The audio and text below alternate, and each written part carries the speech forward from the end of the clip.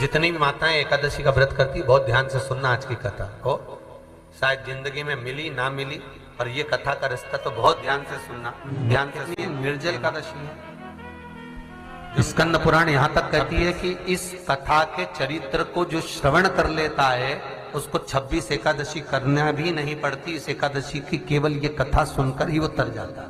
बहुत ध्यान से सुनना इसको, कथा तो बड़े भाव से सुन लो इसको, है? बड़े प्रेम से। इसलिए सारी एकादशियों में निर्जला एकादशी की महत्वता शास्त्र प्रमाण करता है महाराज। निर्जला एकादशी का उद्यापन जो करा जाता है, उसका उद्यापन और प्रदोष का जो उद्यापन करा जाता है, इन दोनों का क्रम लगभग एक जैसा ही।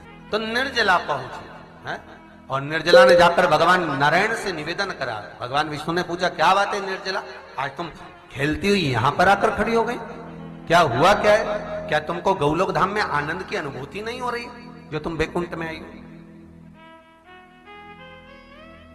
निर्जला घूमती घूमती भगवान के सम्मुख में पहुंच गई। भगवान ने पूछ रहे हैं, बार बार पूछा, निर्जला हुआ क्या तुमको?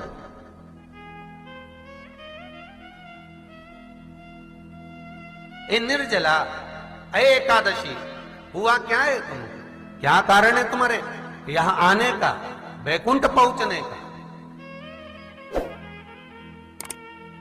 बहुत ध्यान देना महाराज। शास्त्र कहता है सोमवार, मंगलवार, बुधवार, गुरुवार, शुक्रवार, शनिवार, ये देवता वो देवता सबके व्रत कर लो, सारे व्रत कर लो, पर ये व्रत आपको परमात्मा के धाम तक लेकर नहीं जा सकते, क्योंकि इनका जो पुण्य है वो मृत्यु लोक में आप थोड़ा सा भी व्रत करते हैं तो पुण्य समाप्त हो जाता है।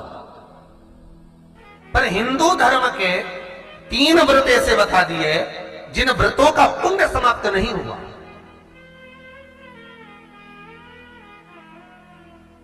हिंदू धर्म के 3 व्रत ऐसे हो गए जिनका पुण्य समाप्त नहीं हुआ महाराज, जिनका पुण्य प्रबलता में बढ़ता गया। पहले नंबर पर एकादशी, दूसरे नंबर पर प्रदोष, और तीसरे नंबर पर शिवरात्रि।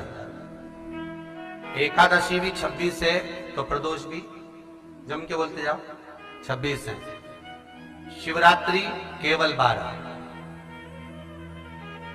केवल 12,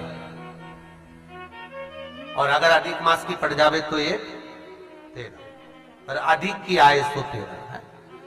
तो यहां शास्त्र कह रहा है कि 3 व्रत हमारे यहाँ जिनका पुण्य समाप्त नहीं हुआ, जिनका पुण्य प्रबल हुआ, बड़ा। इसलिए आज भी माता एकादशी का व्रत करती है, और एकादशी का व्रत कर कर अगर कोई जीवात्मा को देते हैं, कोई मर भी गया तो उसको एकादशी का दान देते हैं। एकादशी का उसको दान दिया है। महाराज निर्जला खड़ी है, पूछा क्यों आई हो, क्या कारण? निर्जला आई, तब लक्ष्मी मैया उठकर निर्जला के करीब में गई।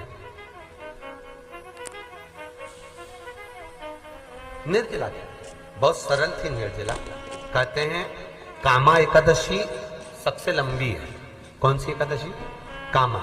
फिर मोक्षदा उससे नीची है महाराज, और निर्जला जो है बिल्कुल छोटा स्वरूप है। निर्जला का मतलब देखा जाए तो केवल 2 चोटी करी हुई है। मस्तक पर भोर लगा हुआ है निर्जला के, माथे पर बिंदी लगी हुई है निर्जला के, सुंदर गले में तुलसी की मालाएं पहनी है निर्जला, हाथ में जो हथ फूल जैसी माताएं पहले पहनती थी, आपको ध्यान में होगा, ऐसा बड़ा फूल होता था, अंगूठियां पड़ी होती थी, हाथ में ऐसा लगा रहता है। तो निर्जला हथ फूल भी तुलसी के धारण करी। बड़ा सुंदर स्वरूप है माता निर्जला का महाराज। छोटी है तो माता लक्ष्मी उनके पास में गई और निर्जला से जाकर पूछा, निर्जला तेरे आने का कारण क्या है, तू बता।